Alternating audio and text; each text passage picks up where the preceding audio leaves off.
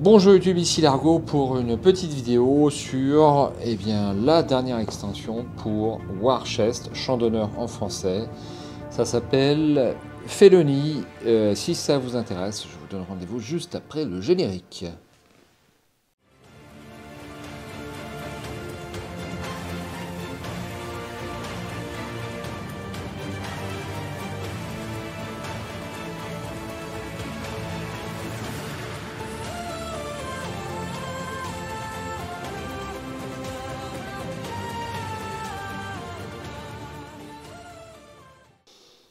Alors, cette extension, je ne l'ai pas vu passer personnellement, elle est sortie en janvier 2024. Sans doute que les youtubeurs en vogue n'ont pas reçu de boîte gratuite, parce que je n'ai vu...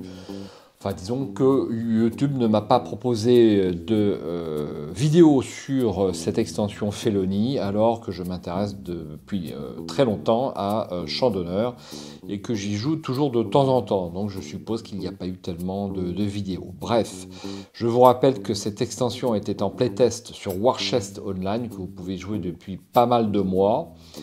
Et par contre, cette extension n'est pas disponible sur BGA, hélas. Donc sur BGA, vous avez Siège et puis Noblesse, et puis sur War Chest Online. Donc c'est très à la pointe au niveau des extensions, puisque celle-là est bien sûr disponible en définitif.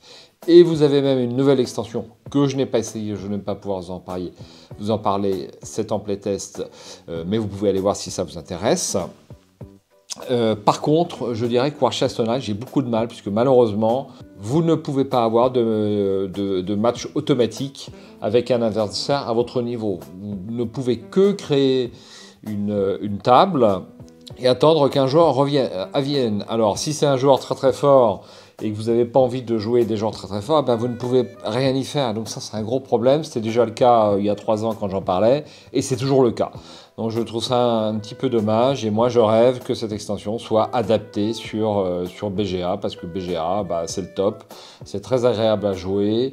Il y a un classement Elo qui permet d'avoir un making match très, très agréable, et avec des joueurs de sa force ou ce qu'on veut. Si on veut du plus faible, on peut avoir du plus faible. Si on veut avoir du plus fort, on peut avoir du plus fort. Voilà, ça c'est dit. Sans plus attendre, comme on dit, jetons un œil sur cette nouvelle extension que je suis ravi d'avoir commandée. En l'occurrence chez Philibert, on a bien le droit de prononcer son nom. Donc bonjour à Philibert au passage. Hop, voici. Alors j'ai pas lu le petit résumé, je vais le lire avec vous si vous êtes d'accord. Les batailles ne sont pas toujours gagnées dans l'affrontement de vastes armées ou au pied des remparts de châteaux imprenables. Dans certains cas, des tactiques plus subtiles, voire mortelles, sont utilisées. Qu'il s'agisse de faux traités, d'empoisonner l'eau des puits, d'assassinats ou d'infiltration, beaucoup de choses peuvent se produire dans l'ombre pour jeter l'ennemi dans le désarroi avant même le début d'une grande bataille. Dans l'extension Champ d'honneur Felony, vous avez la possibilité d'utiliser des unités spéciales capables d'entraver ou de gêner les tentatives adverses pour mobiliser efficacement ses forces. Saurez-vous maîtriser l'art du subterfuge pour arriver à vos fins. Voilà pour le petit résumé, on va ouvrir la boîte. Donc, petit rappel, mais si vous jouez à War Chest, vous le savez, nous avions des unités très très fortes sur la boîte de Champ d'honneur, à savoir le berserk et le moine. Alors moi, le moine me gavait, j'avais du mal à gérer la technique de fond de sac avec le moine, je trouvais ça assez désagréable.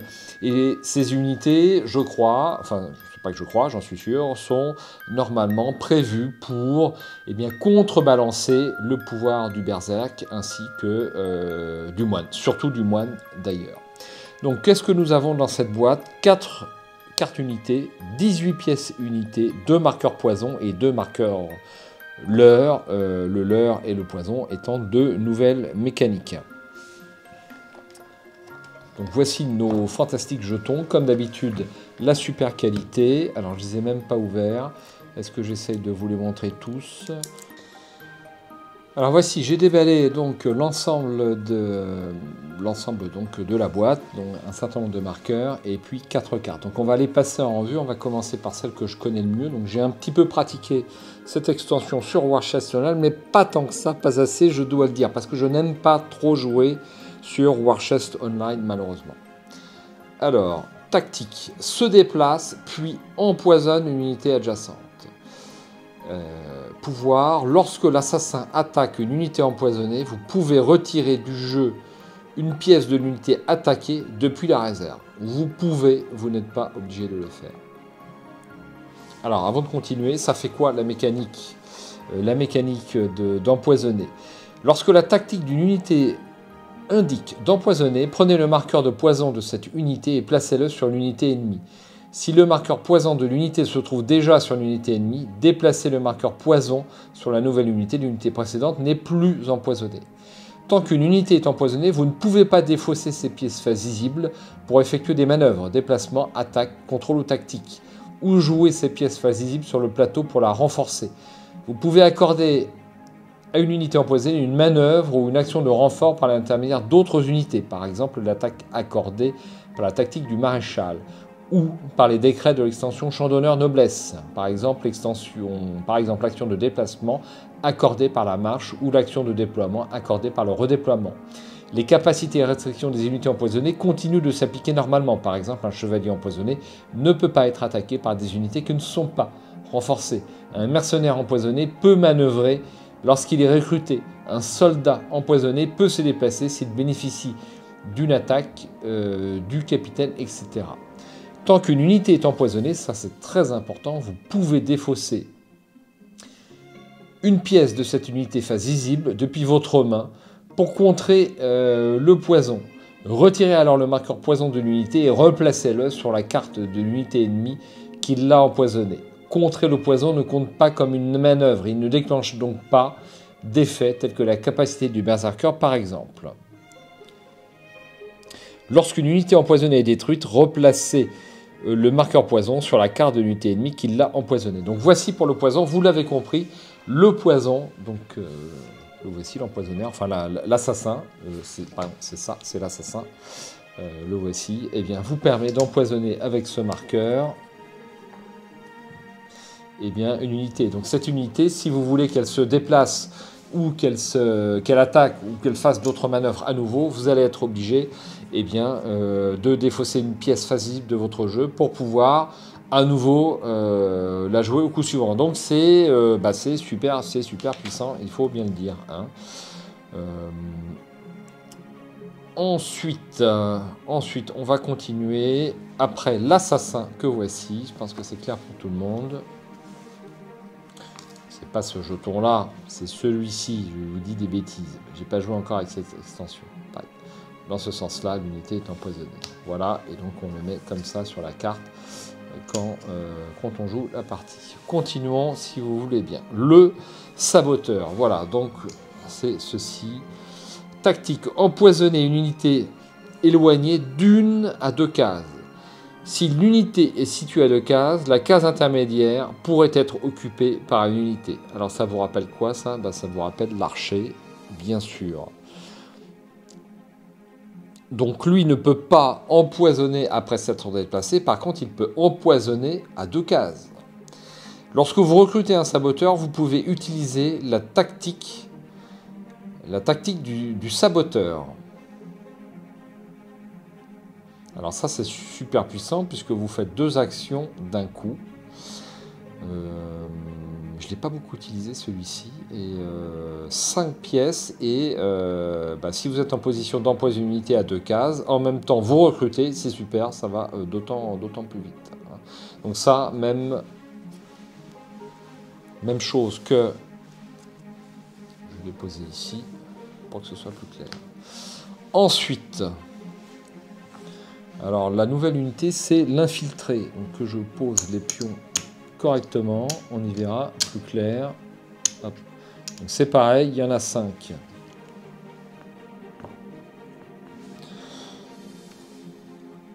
Tactique, se déplace sur un lieu contrôlé par un adversaire, puis contrôle ce lieu. Ça c'est bien, mais pas tant que ça. Lorsque l'infiltré contrôle ainsi un lieu, vous pouvez leurrer cet adversaire. Et nous allons donc voir immédiatement c'est quoi le leurre.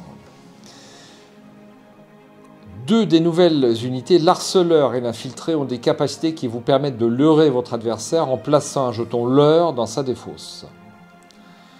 D'où l'objet du jeton leurre, le voici. Pendant la mise en place, mettez le jeton leurre de l'unité à côté de sa carte et les pièces unités dans votre réserve d'unité. Lorsque la capacité d'une unité indique de leurrer un adversaire, prenez le jeton leurre à côté de la carte d'unité associée et placez-la face visible dans l'une des zones de défausse adverse.